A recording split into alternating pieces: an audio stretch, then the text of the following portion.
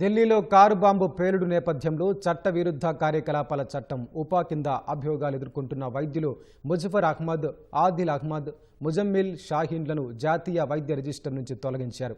ఈ మేరకు జాతీయ వైద్య కమిషన్ శుక్రవారం ఓ ప్రకటన విడుదల చేసింది. దీంతో వీరు వైద్య ప్రాక్టీస్ చేయడానికి లేదా వైద్యులుగా నియామకానికి అనర్హులుగా పరిగణిస్తారు. కమిషన్ నుంచి తదుపరి ఉత్తర్వులు వచ్చే వరకు ఈ తొలగింపు అమల్లో ఉంటుంది. ఈ నెల 10న 2900 కిలోల పేలుడు పదార్థాల స్వాధీనం, ఢిల్లీలోని ఎర్రకోట వద్ద 13 మందిని బలి తీసుకున్న కారు బాంబు పేలుడు కేసులపై అధికారులు విస్తృతంగా దర్యాప్తు చేస్తున్నారు. ఈ కేసులతో ప్రమేయమున్న వైద్యులు సహా 8 మందిని అరెస్టు చేశారు.